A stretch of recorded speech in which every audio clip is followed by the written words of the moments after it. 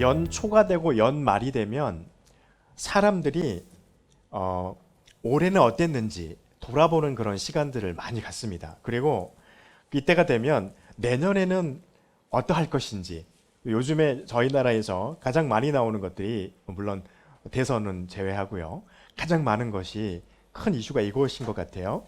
내년에 우리나라 부동산이 어떻게 될 것인지, 여기에 대한 전망들을 참 많이 합니다.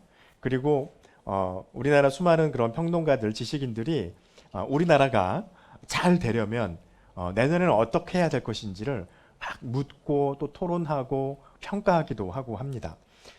이것은 어떤 것을 포함하고 있는 거냐면, 사람이 가지고 있는 호기심 중에 세상이 어떻게 흘러가는가라고 하는 것에 대한 호기심이 참 많은 것 같습니다.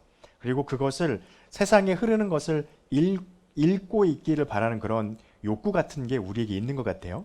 그리고 그 세상의 흐름을 읽고, 그러면 나는 거기에 대해서 어떻게 대처해야 될까라고 하는 그런 대처 방안을 갖기를 원하는 욕구가 참 많이 있는 것 같습니다. 그리고 그걸 좋아하는 것 같아요.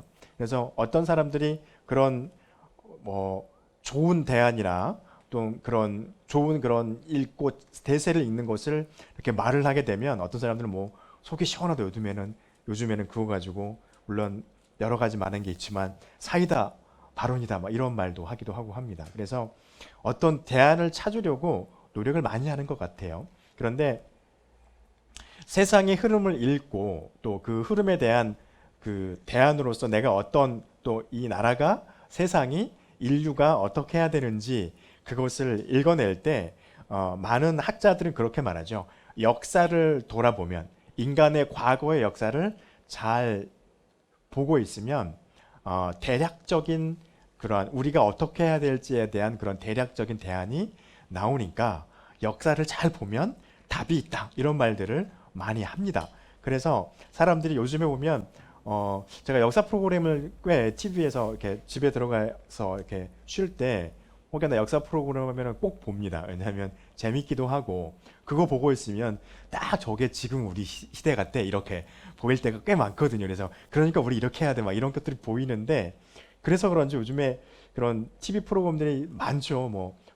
이런 공중파뿐만 아니라 케이블 TV에서도 꼭 빠짐없이 나오는 게 한 편씩 꼭 있는 것 같아요. 역사 프로그램 이렇게 돌아보는 거, 누구누구 선생님과 함께 무슨 역사기행, 이런 것들이 막 나옵니다.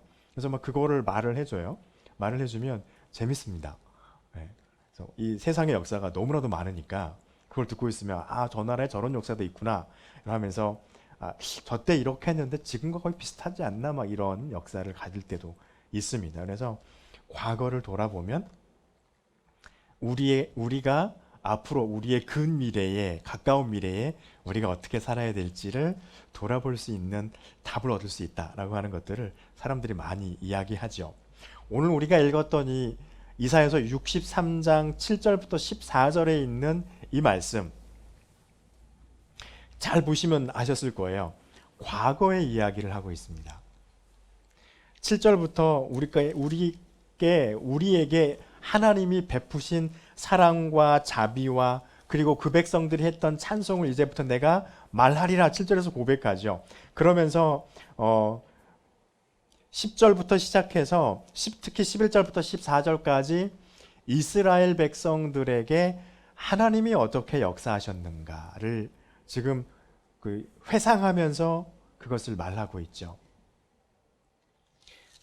특별히 63장과 64장 그리고 65장까지 이 이사야서의 기록은요, 조금은 소외받은 이스라엘의 백성들 중에 한 부류의 사람들이 하나님 앞에 자신들의 그 삶에 처해 있는 정치적인 상황, 사회적인 상황을 이야기하면서 하나님 앞에 기도하고, 또 65장에 가면 이제 거기에 대한 하나님의 응답이 그들에게 임하는 그러한 장입니다.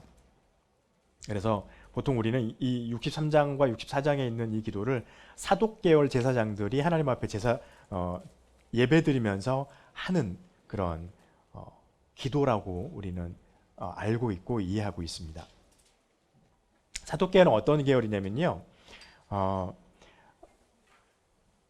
하나님을 예배하는 그런 자리에 이들이 어, 이스라엘 백성들 안에 어떤 그런 다툼이라기보다는 구별이 있었냐면요. 에스겔 이후겠죠. 아마도 에스겔은 에스라 시대 이후에 이제 포로로 끌려갔다가 이들이 다시 예루살렘으로 돌아왔을 때 어떤 일이 벌어졌냐면 이스라엘 안에서 포로로 끌려갔다가 거기에서 그 이방인들과 혼인을 하고 쉽게 말하면 이게 혼혈 아들인 것이죠. 그 다문화 가정인 거죠. 요즘 말로 말하면 다문화 가정인 상태에서 이들이 그래도 이스라엘 사람들이었기 때문에 다시 예루살렘으로 보내집니다. 그들 가족과 함께 그대로. 그런데 그 중에 어떤 사람들이 있었냐면 제사장 계열이 있었다는 것이죠. 다문화 과정이었음에도 제사장 가정들이 있었고 그 제사장 가정들이 돌아와서 하나님께 예배하려고 제사장들이 성전에서 예배하려고 했을 때 어떤 일이 벌어졌냐면 남아 있었고 섞이지 않았던 그러니까 자신들 말로 표현하면 우리는 이스라엘의 순수 혈통이다 라고 생각했던 사람들 그 제사장들이 이 사독 계열의 제사장 그러니까 다문화로 될 수밖에 없었던 이들이 와서 하나님의 성전에서 제사하려고 할 때 들어오지 못하도록 막아요. 막습니다. 이유는 뭐냐면 너희는 섞였기 때문에 안 돼. 이거였던 거예요. 그러니까 이들의 입장에서는 이제 하나님을 예배할 수 있게 성전에 왔는데 우리가 들어오지 못하도록 하니까 너무 당황스럽고 한편으로는 울분이 터지는 것이고 서러운 것이었습니다. 그래서 그들이 하나님 앞에 기도하고 있는 것이 63장의 이 기도예요. 그런데 이들이 지금 하나님 앞에 드리고 있는 것은 과거에 이스라엘 백성들이 어떠했는지에 대한 것을 기도하면서 이야기하고 있습니다. 특별히 7절부터 14절의 그 말씀이 과거에 하나님이 함께했던 이스라엘, 그 이스라엘은 어떠했는지에 대해서 회상하고 있습니다. 이것을 돌아보는 이유가 무엇일까요? 하나님의 자비를 기억해야만 한다는 것입니다. 과거를 돌아보는 이유는요, 하나님의 역사가 어떠했는지를 지금 이들이 과거를 돌아보면서 하나님이 이스라엘 백성들에게 어떻게 역사하셨는지를 다시 발견하고 있습니다. 그래서 과거를 돌아보는 것은 중요합니다. 과거를 돌아볼 때 두 가지의 모습이 있죠. 그 사람이 그 민족이 고난과 역경 속에 있을 때 하나님의 모습은 어떤 모습으로 비춰질까요? 하나님은 우리랑 별로 상관이 없는 하나님처럼 보여집니다. 우리가 이스라엘을 많이 보았습니다. 그리고 출애굽기와 열왕기 상하, 사사기, 그다음에 역대 상하를 보고 있으면 이스라엘이 하나님과 함께했던 그 시기에는 번성하고 비록 영토는 작았지만 엄청난 부와 군사력을 누렸습니다. 그래서 큰 민족들도 땅이 큰 나라들도 함부로 대적하지 못하는 그런 힘과 능력을 누렸습니다. 그런데 하나님이 그들이 고난과 역경을 당했을 때 나라의 침략을 당하고 나라의 주권을 빼앗기고 피지배 국가로 머물고 또 다른 나라로부터 재정 간섭을 받고 뭐 그런 일이 되어졌을 때 그리고 심지어는 예루살렘이 무너지고 하나님을 예배하는 성전이 허무너지고 불타버렸을 때 그들이 느꼈을 하나님의 모습은요, 힘없는 하나님, 우리와 상관없는 하나님, 역동적이지 못한 하나님, 조금 더 심하게 나아가면 진짜 하나님이 살아계실까? 라고 하는 그 질문 가운데서 그렇지 않은 것 같다 라고 하는 답변이 나올 수밖에 없는 상황 속에 머물렀을 거라는 것입니다.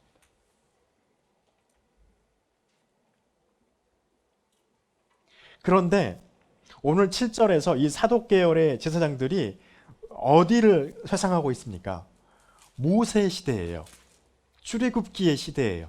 그 출애굽기의 시대는 여러분 우리가 상상해보고 출애굽기를 통해서 알고 있지만 어떻습니까? 하나님의 역사가 직접적으로 나타나고 있는 시대입니다. 모세가 백성들이 배고프다고 난리를 치면 모세가 하나님께 기도했더니 그 다음날부터 농사 짓지 않았는데 40년 동안 이들은 그 어마어마한 인구가 아무리 적게 잡아도 700만이라는 그 인구가 농사 짓지 않았는데도 밥을 먹었어요. 이 엄청난 일입니다. 그죠? 그 어마어마한 인구가 광야에서 살는데 목마르지 않았어요. 엄청난 일입니다. 샘이 없으니까 모세를 명령해서 하나님이 그로 하여금 물을 만들기도 하고요. 먹을 수 없는 물이었는데 나무 막대기를 던진 것으로 인해서 그 물이 마실 수 있는 물로 바뀌는 그런 역사를 이스라엘 백성들은 하죠. 더 어마어마한 사건이 또 여기서 말을 합니다. 11절부터 나와 있는 말씀이죠. 13절에 보니까 그들은 기품으로 인도되었다 라고 말합니다. 여호와의 영이 그들을 골짜기로 내려가는 가축같이 편하게 내려가게 하셨다. 이 말은 어떤 것을 지금 비유로 표현하고 있냐면요, 모세가 바다를 가르고 넘어갔던 그 사건을 말하고 있는 것입니다. 바다가 양쪽에 큰 골짜기와 같이 장벽을 이루었죠. 그리고 이스라엘 백성들은 그 바다를 건너는데 바다 밑바닥이 분명히 젖어 있어야 할 것이나 이들이 넘어갈 때는 바다 밑바닥이 마른 땅이 되어져서 단단하게 다른 사람도 넘어지지 않고 넘어가게 만드셨다는 것입니다. 홍해의 그 바다에 갈라지는 역사를 경험했던 이스라엘. 여러분, 이때 이스라엘 백성들에게 하나님의 모습은 어떻게 보였을까요? 너무나도 강력한 하나님이었을 겁니다. 그 어떤 민족이 세상에 저 태양이 갑자기 폭발해가지고 이 지구가 불탄다 할지라도 우리는 절대로 멸망하지 않을 수 있어 라고 하는 강력한 믿음을 가질 수 있을 수밖에 없었던 상황이었다는 것이죠. 그 누구가 우리에게 와도 하나님 한 분만 계시면 우리는 절대로 무너질 리가 없다라고 보여지는 하나님의 모습일 수밖에 없었다는 것입니다. 그 모습을 언제 보고 있습니까? 과거에 이스라엘 백성들에게 하나님이 함께 했을 때, 그때 하나님의 모습은 어땠는지를 보고 있다는 것입니다. 여러분, 과거를 돌아보면서 하나님의 역사가 어떤 것인지 재발견하는 것, 바로 이것이에요.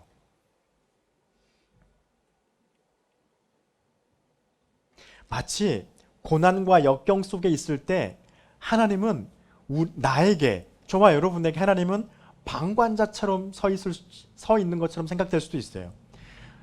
그냥 관망자죠. 이렇게 지켜보고 있는 하나님처럼 나에게는 별로 하나님의 그런 역사가 없는 것처럼 보이게 하는 하나님일 수도 있습니다. 그런데 성경은 말해요. 하나님은 우리의 삶 가운데 직접 들어오셔서 개입하시고 개개인의 삶의 사건을 이끌어 가시는 하나님이라고 하는 것을 성경을 통해서 봐야 한다는 것입니다. 그리고 우리는 그 하나님을 고백해야 돼요. 그리고 기도해야 하는 것입니다. 그렇기 위해서 우리는 과거에 하나님이 어떠했는지, 여러분과 저의 삶 가운데서 내 과거에 내가 젊었을 때, 내가 더 어렸을 때 하나님이 나에게 어떻게 역사하시는지를 돌이키고 생각해 보아야 합니다.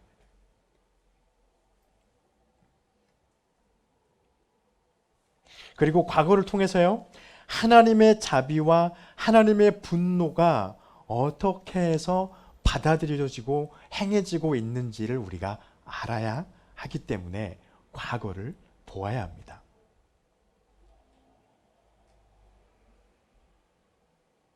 성경을, 특히 구약 성경을, 그리고 신약 성경도 마찬가지죠.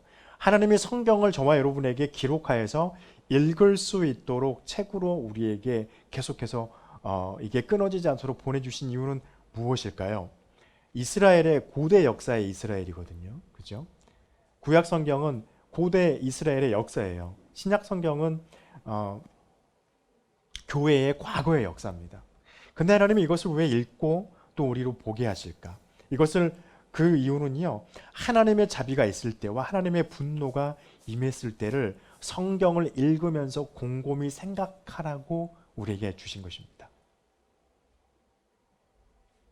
하나님의 자비가 임할 때, 특별히 오늘 본문을 통해서 본다면 출애굽기 시대에 하나님이 모세와 함께하고 계셨을 때, 그때는 하나님의 자비가 이스라엘 백성들에게 한없이 부어줍니다.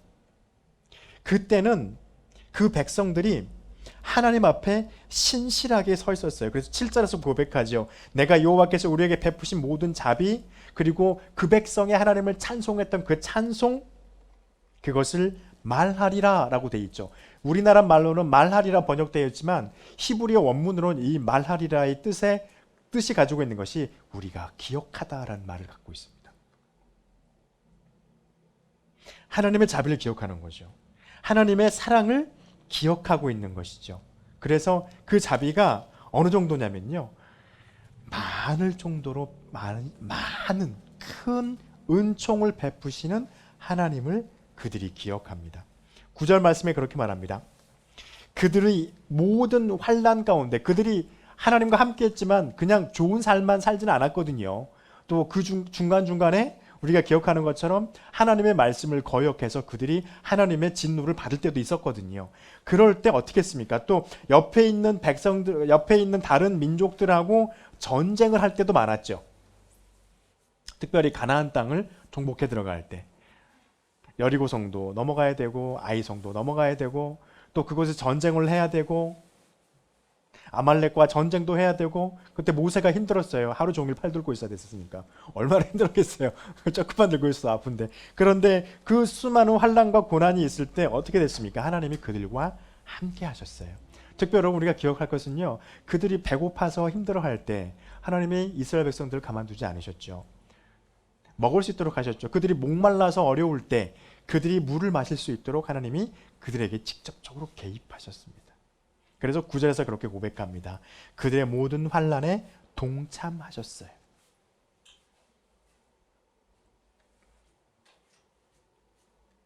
하나님의 분노가 있을 때는 어떤 때였습니까? 10절 말씀해 보니까 그렇게 돼 있죠. 그들이 반역하여 주의 성령을 근심하게 하였으므로. 하나님의 분노가 임할 때는요, 출애굽기뿐만 아니라 우리의 삶에도 똑같죠. 하나님의 자비가 임할 때도 똑같죠. 우리가 하나님을 반역하여 하나님의 성령님의 마음을 근심하게 하면 하나님의 분노는 저와 여러분 가운데 임합니다. 이스라엘 백성들의 역사 가운데서도 임했습니다. 이것을 다른 말로 이렇게 말합니다. 64장 7절에 보면은요, 너희의 죄악과 너희의 조상들의 죄악은 한 가지니 그들이 산 위에서 분향하여 작은 산 위에서 나를 능욕하였다라고 기록하고 있습니다. 이 말은요, 능욕했다는 말은 어떤 것을 표현하는 건가요? 하나님이 아닌 우상에게 제사하고 그들의 무릎을 꿇었다는 말이죠. 여러분, 그래서 우리가 성경을 통하여서 성경에 기록되어져 있는, 그래서 어떤 사람들은 어떤 사람이 아니라 이 목회자들은 그렇게 말합니다.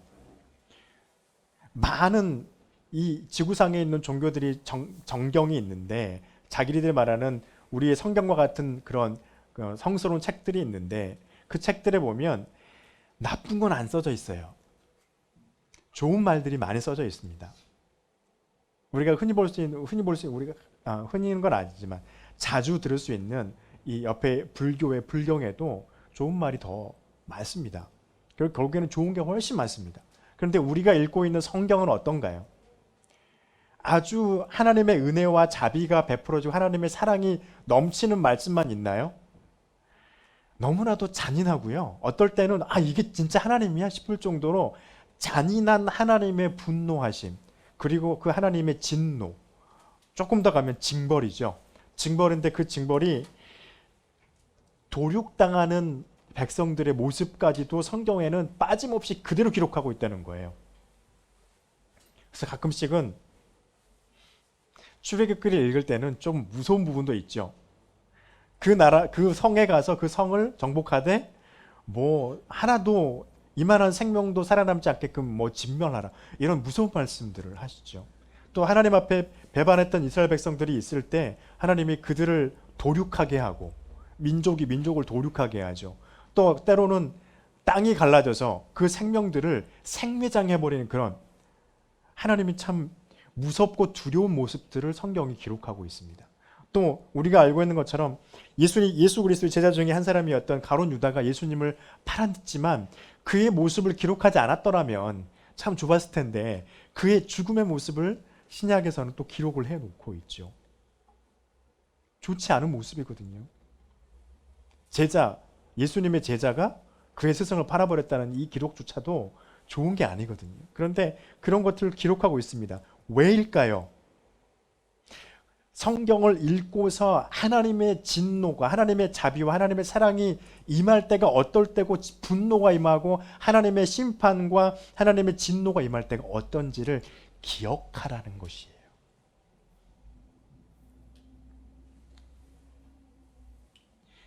이것을 우리가 하는 이유는요, 이 과거의 사건을 통하여 하나님의 진노와 하나님의 자비가 임할 때를 우리가 기억하고 그것을 자꾸 생각하는 이유는 우리의 신앙의 훈련의 아주 중요한 부분이기 때문에 그렇습니다. 하나님이 함께하는 사건을 기억하는 것은 너무나도 중요한 신앙 훈련입니다. 여러분, 지금 우리가 아직 코로나 때문에 시작하지 못하고 있지만 오후 예배가 시작되어졌을 때 저와 여러분이 물론 우리가 보고 있는 그 교재를 통해서, 제자 훈련이라고 하는 교재를 통해서 훈련을 받습니다. 그런데 제자 훈련의 내용이 무엇입니까? 하나님의 성경인 말씀을 가지고 그것을 깊이 들여다보고 질문하고 답변하고, 또 우리의 삶에서 어떻게 우리의 삶에서 이 말씀을 가지고 고민할 수 있는지 고민하고, 이 말씀이 무슨 말씀인지를 묻고 질문하고 답변하는 내용으로 우리가 하나님의 말씀을 깊이 있게 상고하죠. 그것을 우리는 제자 훈련이라고 합니다. 이유는 왜 그럴까요? 그 말씀을 기억하고 깊이 있게 들여다보는 이유는 하나님의 자비와 하나님의 분노에 대한, 그 하나님의 자비와 분노 앞에 우리의 인간의 모습은 어떠해야 되는지, 우리는 어떠한 반응을 보여야 되는지를 말씀을 통해서 배우는 것입니다. 그리고 그것을 내 삶에 적용하려고 부단히 노력하는 것이 제자 훈련이죠. 그래서 말씀을 공부하는 것이죠. 바로 이 말씀입니다.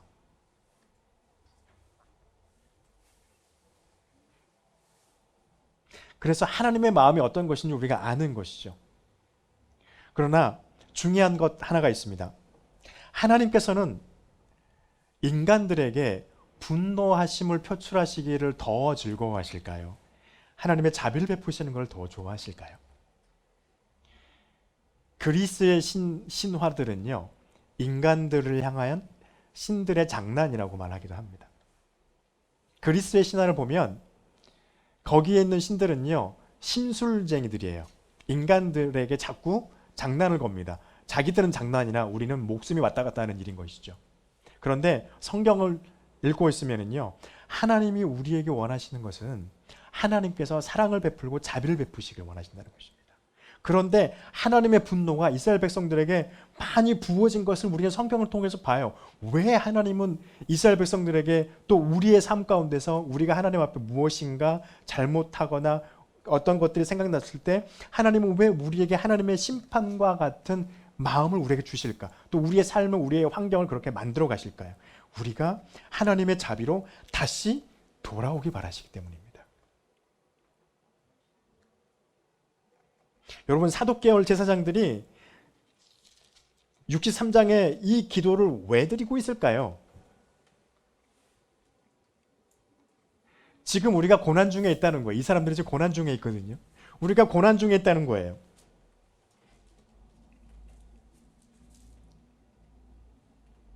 11절 말씀 마지막에 보면 이렇게 되어 있죠. 그들 가운데 성령을 두신 이가 이제 어디 계시냐라고 묻죠. 13절 말씀해 보세요.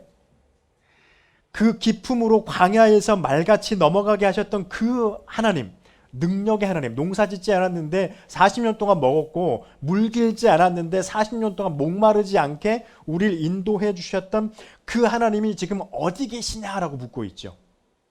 이것은 진짜 그 하나님이 어디 있냐라고 묻는 게 아니에요. 하나님, 당신이 그때 그렇게 이스라엘에게 역사하셨던 그 하나님, 자비를 베푸시고 사랑을 보이셨던 그 하나님, 낮에는 구름 기둥으로 우리를 시원하게 하시고 밤에는 추우니까 불 기둥으로 따뜻하게 하셔서 심지어는 이불도 덮지 않고 잘 수 있도록 우리를 그렇게 인도하셨던 그 하나님이 우리에게 다시 임하여 주시길 원합니다라고 간절한 바람입니다.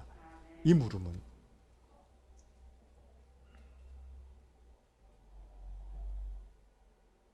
그리고 65장 8절 이하에 보면은요, 하나님이 그들의 기도에 응답하세요. 내가 너희의 기도를 들었다라고 말씀을 하십니다. 내가 너희를 온전히 버리지 아니하였다 말씀하시기 됩니다. 이것은요, 하나님은 저와 여러분에게 하나님의 그 분노와 심판보다는 자비 베푸시기를 더 즐거워하시는, 그것을 원하시는 분이라는 겁니다. 그런데 왜 우리에게 분노와 심판을 베푸실까요? 그것은요, 우리가 하나님 앞에서 잘못되어졌을 때 하나님 앞에 다시 돌이켜 우리로 하여금 하나님의 구원 안으로 들어오게 하기 위함이라고 하는 것입니다.